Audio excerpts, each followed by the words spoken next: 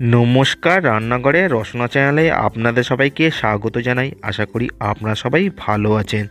আজকে আমি রান্না করছি বাঙালির অতি প্রিয় রেসিপি ছেঁচড়া। সাধারণত বাঙালি বিয়ে বাড়িতে দুপুরবেলা এই ছেঁচড়া রেসিপিটা হয়ে থাকে। এই রেসিপিটা খুবই টেস্টি একটা রেসিপি আজকের আপনাদের সঙ্গে আমি শেয়ার করছি। আর আমার চ্যানেলে নতুন সদস্য হয়ে থাকলে চ্যানেলটাকে অবশ্যই সাবস্ক্রাইব করে দেবেন, পাশে থাকা বেল আইকনটা ক্লিক করে দেবেন নতুন নতুন ভিডিওর নোটিফিকেশান সবার আগে আপনার কাছে পৌঁছানোর জন্য। আর যে সকল বন্ধুরা আমার চ্যানেলটাকে অলরেডি সাবস্ক্রাইব করে গেছেন তাদের অসংখ্য ধন্যবাদ। আর ভিডিওটা আপনারা স্কিপ না করে সম্পূর্ণটা দেখতে থাকুন। চলুন এবার রান্নাটা আমরা শুরু করি। এই রান্না করার জন্য সবার প্রথমে আমরা কেটে নিয়েছি পুঁই শাক, মিষ্টি কুমড়ো, আলু। তারপরে নিয়েছি রুই মাছের মাথা 2 পিস। আমরা মাথা দুটো কেটে নিয়েছি, মোট 4 পিস হয়েছে। এবার আমরা লবণ হলুদ দিয়ে ম্যারিনেশন করে 15 মিনিট রেস্ট রেখে দেবো।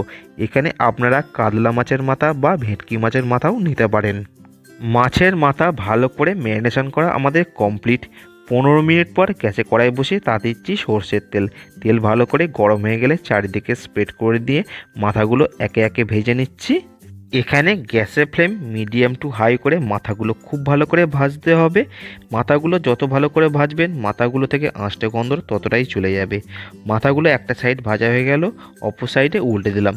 সমস্ত মাথাগুলো আমাদের খুব ভালো করে ভাজা কমপ্লিট হয়ে গেছে দেখুন। এবার আমরা নামিয়ে নিচ্ছি। মাছের মাথা তুলে নেবার পর ওই তেলের মধ্যে আমরা আলুগুলো প্রথমে ভেজে নিচ্ছি, তাই জন্য দিলাম আলু। একটু নাড়াচাড়া করে নেবার পর এর মধ্যে আমরা দিচ্ছি স্বাদ অনুযায়ী লবণ আর অল্প একটু হলুদ গুঁড়ো। এখানে গ্যাসের ফ্লেম মিডিয়াম টু হাই করে 5 থেকে 6 মিনিট খুব ভালো করে ভেজে নিলেই আলু আমাদের খুব ভালো করে ভাজা কমপ্লিট হয়ে যাবে। আলু ভাজা কমপ্লিট হয়ে গেছে প্রায়। এবার আমরা এর মধ্যে দিচ্ছি কাটা মিষ্টি কুমড়ো। তারপরে সমস্ত কিছু আরও 5 মিনিট ভেজে নিচ্ছি।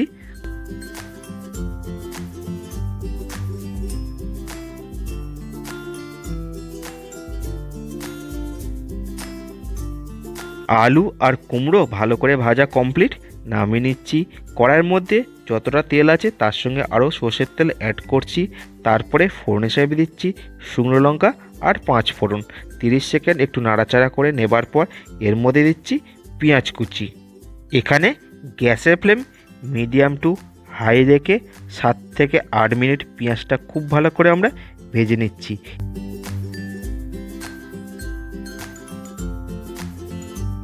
পেঁয়াজ ভাজা কমপ্লিট। এর মধ্যে দিলাম 1 চামচ রসুন পেস্ট।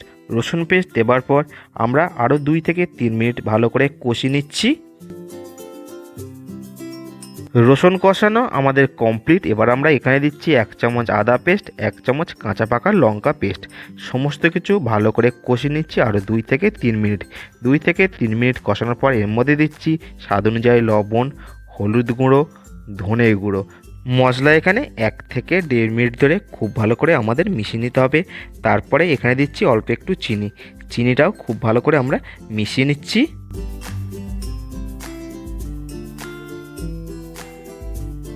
মশলা খুব ভালো করে কষানো কমপ্লিট। এবার আমরা আগে থেকে ভেজে রাখা মাছের মাথা দিয়ে দিলাম।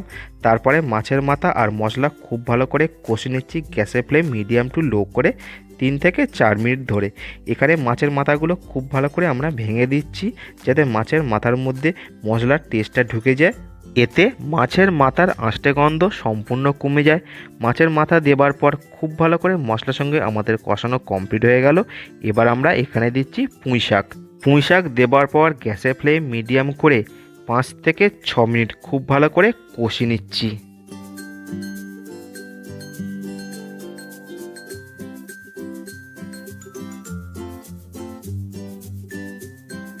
5 থেকে 6 মিনিট কষানোর পর এখানে দিচ্ছি ভেজে রাখা আলু আর কুমড়ো।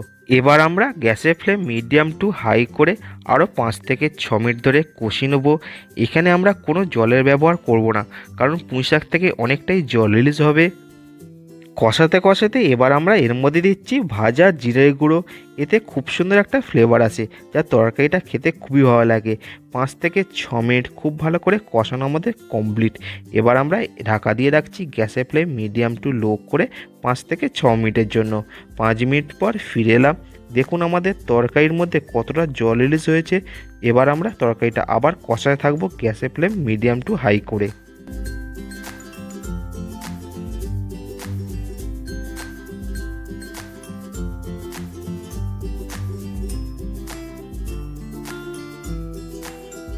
প্রায় 10 মিনিট আমরা তরকারিটা কষে নিলাম। তরকারিটা যখন ড্রাই হয়ে এসছে, এবার আমরা এর মধ্যে দিলাম গরম মশলা গুঁড়ো।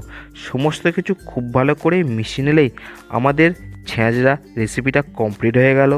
চলুন এবার নামিয়ে সার্ভ করি। এই ছ্যাঁচড়ার রেসিপিটা আপনাদের কেমন লাগলো? ভালো লাগলে অবশ্যই একটা লাইক করে দেবেন, বন্ধুবান্ধব আত্মীয়স্বজনের মধ্যে বেশি বেশি করে শেয়ার করবেন, আর বাড়িতে অবশ্যই একবার ট্রাই করে দেখবেন কেমন হলো আমাকে কমেন্ট করে জানাবেন। আর এই রকম রেসিপির ভিডিও দেখতে গেলে আমার চ্যানেলটাকে অবশ্যই সাবস্ক্রাইব করে রাখুন, পাশে থাকা বেল আইকনটা ক্লিক করে রাখুন নতুন নতুন ভিডিওর নোটিফিকেশান সবার আগে আপনার কাছে পৌঁছানোর জন্য। আর বন্ধুরা, আপনারা ভিডিও দেখছেন কিন্তু চ্যানেলটাকে সাবস্ক্রাইব করছেন না, তো প্লিজ চ্যানেলটাকে সাবস্ক্রাইব করে দিয়ে আমাদের পাশে থাকুন। আপনাদের একটা সাবস্ক্রাইব আমাদের অনেক মোটিভেট করে এই রকম ভিডিও রেসিপি নিয়ে আসার জন্য। তো প্লিজ চ্যানেলটা সাবস্ক্রাইব করে দিয়ে আমাদের পাশে থাকুন।